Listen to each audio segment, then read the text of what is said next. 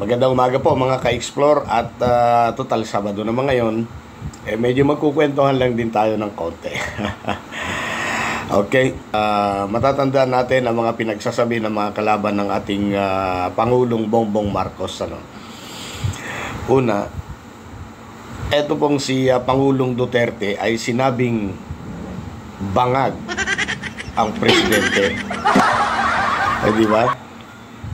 At yan ay lagi namang sinusundan nitong si Harry Roque, na kung saan lagi niya sinasabi, balentong, polboronic, mali ang desisyon ng Pangulo dahil sa illegal drugs daw, dahil sa pulburon.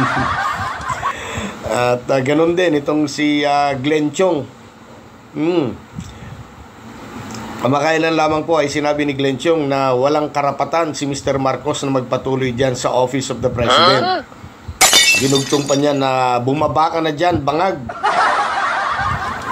At pumalit si Sara Duterte, the legitimate leader of the land. Mga lawyer po ito, mga attorney. Pero hindi ko alam kung anong pinaguhugutan ng mga ito Mga lawyer po ito mga abogado, mga magagaling na abogado. Pero hindi ko alam kung iniisip nila yung kanilang mga sinasabi. Anong sabi ni Roque? Mabuhay ang tunay na presidente ng Pilipinas, Sara Duterte. Naks talaga naman kayo. Sana kung gusto niyo maging presidente si Sara noon, di dapat siya na pinatakbo ninyong presidente. Di ba? Kung iniisip naman ninyo na naging presidente lang si Bongbong Marcos dahil sa pandaraya, sa tingin ko, kung sino yung natalo na presidente, yun ang pauupuin, hindi yung vice president. Di ba? Mag-petition sila. At baka sakaling manalo sila, di yun ang uupong presidente, hindi itong si Sara Duterte. Kakatawa mga tao to talaga, no? Grabe kung mang-akusa Pero wala namang sapat na batayan, wala rin may ipakita mga ebidensya. Isa pa, itong si Harry Roque at ilan pang mga alipores nila ay pinipilit na magpa-drug test na lang daw ang Pangulong Marcos para matapos na daw ang usapan o usapin. Sabi pa nga ni Roque na mahirap daw ipagkatiwala ang bansa sa isang leader na pinaghihinala ang gumagamit ng bawal na droga or bawal na gamot.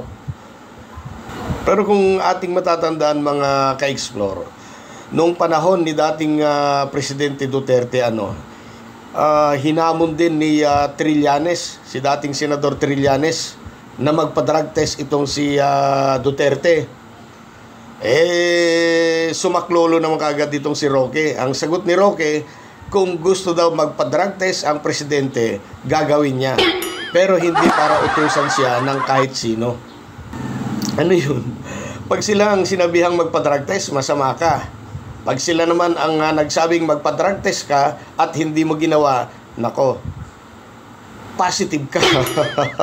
Anong klaseng utak naman yan? Papaano naman kung ang mga akusasyon po ninyo ay pinasinungalingan, lalong-lalo na ito pong kaso ng Maricel Soriano and PBBM Pulburon. Ito, si Senator Bato de la Rosa. Ayan. Ang sabi ni Senator Bato de la Rosa, pagiging drug user ni PBBM at Maricel Soriano ay malayo pa sa katotohanan. Ano ngayon? Disunog kayong lahat. Talaga tong mga ito. Ang Pangulo ay sige lang ang trabaho. Kayo naman, sige lang din ang paninira. Yan sa pamamagitan ng mga walang kakwenta-kwenta mga akusasyon at walang batayan. Kaya uulitin ko po yung sinabi ko dati. Mahirap sirain ang taong matuwid at may totoong pagmamalasakit sa bayan.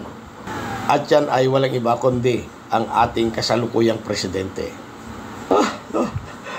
Talaga naman kayo, Dahil dyan sa nangyaring yan at sinabi ni Senator Bato de la Rosa, palagay ko, dito na matatapos or dito na natapos yung investigasyon niya sa PIDEA Leaks. Ngayon, abangan natin. Pagka nagkaroon pa ng pangatlong session dyan, ibig sabihin lang na hindi siya seryoso sa sinabi niya.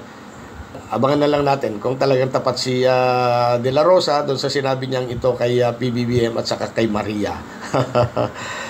Kahit anong gawing maganda ng Pangulo, para sa kanila, sa mga taong ito na kagaya nila, laging mali at walang tama. Kaya tuloy naisip ko na yung dating opposition ay wala na nga. Eto na yung totoong opposition. Ayan. Opposition, sabik na kami sa iyo. Ayan. Hanggang dito na lamang po. Maraming salamat sa panonood. Palike na lamang po at pasubscribe na rin yung aking munting channel.